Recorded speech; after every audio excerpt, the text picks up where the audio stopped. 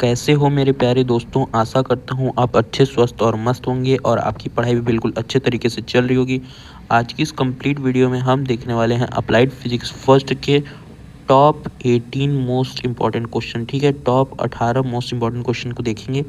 ये वीडियो अगर आप पूरा कंप्लीट वॉच करेंगे तो 40 से 50 नंबर आसानी से आएगा आपका और बैक बिल्कुल नहीं लगेगी। यदि आपका पेपर पहले होने जा रहा है, जैसे कि मैकेनिकल ब्रांच का और कुछ ब्रांच का पेपर बहुत पहले हो रहा है, तो ये वीडियो आपके लिए बहुत ज़्यादा ज़रूरी होने वाली है, क्योंकि एक वीडियो मैंने पहले ही कवर कर लिया है। उसको अगर आपने नहीं देखा है तो ठीक है, कोई बात नहीं। उसमें हमने यूनिट वाइज इंपॉर्टेंट क्वेश्चन को कवर किया है। इस वीडियो में हम केवल और केवल टॉप के क्वेश्चन देखेंगे। ठीक है, तो चलिए बिना किसी देरी के वीडियो की शुरुआत करेंगे।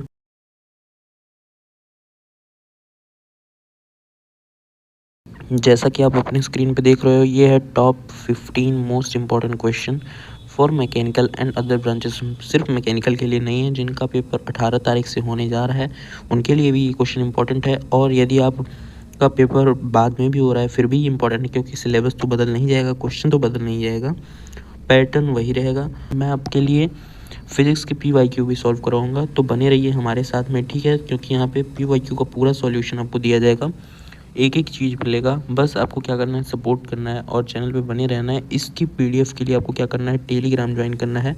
वहाँ पे फ्री में आपको सारी PDF प्रोवाइड की जाएगी। तो चलिए वीडियो की शुरुआत करेंगे। देखिए, जो पहला ही क्वेश्चन है आपके लिए, क्या पूछा गया है, माप की आवश्यकता क्या है।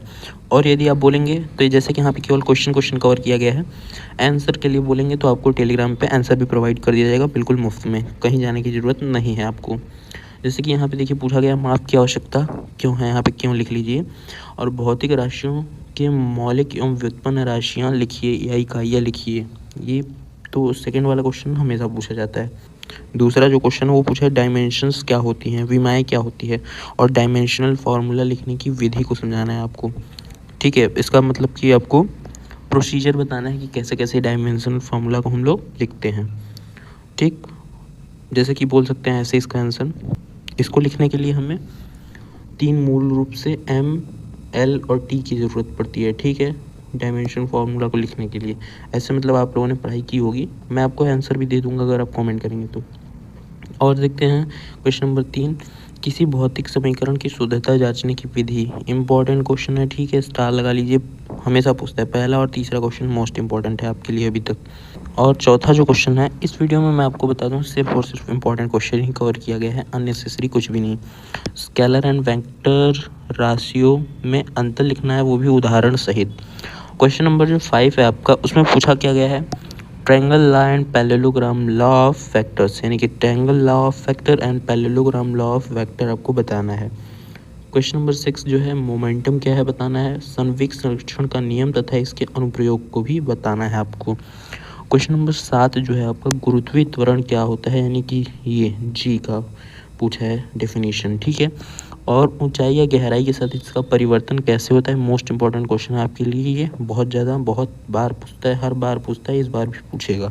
फिक्स है ये क्वेश्चन, फिक्स है, फिक्स मान के चलिए। क्वेश्चन नंबर 8, कार्य, शक्ति और ऊर्जा को परिभाषित करिए तथा इसकी SI इकाइयाँ भी लिखिए, SI मात्रक भी लिखिए। आपके लिए ये क्वेश्चन भी इम्पोर्टेंट है। ठीक है, अभी आते हैं क्वेश्चन नंबर 9 पे। यहाँ पे क्वेश्चन छूट गया था, वर्क एनर्जी थ्योरम। इस यूनिट से क्वेश्चन ये बहुत ज़्यादा पूछा जाता है, वर्क एनर्जी थ्योरम, स्टार लगा लीजिए, इस बार भी पूछा जाएगा। क्वेश्चन नंबर 9, गतिज ऊर्जा और स्थितिज ऊर्जा में अंतर लिखना है। अंतर लिखना है मतलब डेफिनेशन बतानी है, या फिर ऐसे डिफरेंस बता सकते हैं। यहाँ पर गतिज ऊर्जा, यहाँ पे स्थितिज ऊर्जा लिख के दोनों का डिफरेंशन बताइए, या फिर दोनों में डिफरेंस बताइए। ठीक है, अब आगे देखते हैं क्वेश्चन नंबर 10, जो बहुत ज़्यादा इंपॉर्टेंट है आपके लिए। यूनिफॉर्म मोशन एवं नॉन यूनिफॉर्म सर्कुलर मोशन, यहाँ पे लिख लीजिएगा सर्कुलर मोशन। ठीक है, तो यूनिफॉर्म मोशन है, नॉन यूनिफॉर्म सर्कुलर मोशन, क्या अंतर है, दोनों में लिखना है। सेंट्रीपिटल फोर्स और सेंट्रीफ्यूगल फोर्स, इन दोनों में डिफरेंस आपको अच्छे से आना चाहिए। ठीक है, पूछ सकता है ये भी। यानी कि केंद्र अभिमुख क्या है, बैंकिंग ऑफ रोड का एग्जाम्पल सहित समझाना है आपको ये क्या होता है। ठीक है, आगे देखते हैं। ये जो क्वेश्चन है, ये भी क्वेश्चन आपके लिए बहुत ज़्यादा इंपॉर्टेंट है, क्योंकि इस चैप्टर से और भी ज़्यादा क्वेश्चन बनते हैं। क्वेश्चन नंबर 13, कठोर पिंड यानी कि रिजिड बॉडी क्या है। टॉर्क की परिभाषा उदाहरण सहित देना है आपको, ये क्वेश्चन बनता ही बनता है। Question number 14, moment of inertia की परिभाषा दीजिए तथा रोड और डिस्क से एक सवाल कन्फर्म बनता है, ठीक है, इसका सूत्र सहित लिखना है आपको।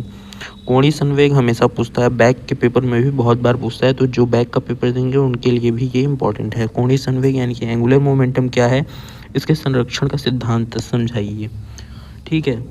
क्वेश्चन नंबर 16 फिक्स कर लीजिए। हुक्स लॉ एवं स्ट्रेस स्ट्रेन को परिभाषित करें। इसमें जो जितने कर्व वाले ग्राफ वाले क्वेश्चन हैं, जैसे कि एक आपका ऐसे करके ग्राफ बनता है, वो भी आपके लिए बहुत ज़्यादा इंपॉर्टेंट है। हुक्स लॉ बहुत ज़्यादा इंपॉर्टेंट है, फिक्स मान के चलिए आप, ठीक है। स्ट्रेस स्ट्रेन को भी परिभाषित करना, ये भी फिक्स मान के चलिए, ठीक है। आपके लिए ये बहुत इंपॉर्टेंट क्वेश्चन था। आगे देखते हैं सरफेस टेंशन क्या होता है। एक सवाल सरफेस टेंशन के टॉपिक से कंफर्म होता है। तापमान के प्रभाव को वर्णन कीजिए, यानी कि तापमान का क्या इफेक्ट पड़ता है सरफेस टेंशन पे, ये भी लिखना है।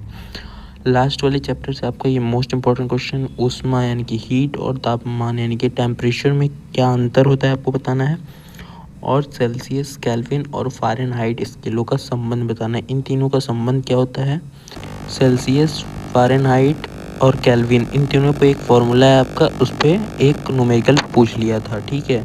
वैसे तो पूछता नहीं है न्यूमेरिकल, बहुत कम पूछता है, एक दो न्यूमेरिकल आ जाते हैं, ज़्यादा नहीं। डेरिवेशन भी एक दो ही आते हैं, ज़्यादा नहीं आते हैं, और वही जी वाला डेरिवेशन जो गुरुत्वीय वाला मैंने बताया वही आता है ज़्यादातर।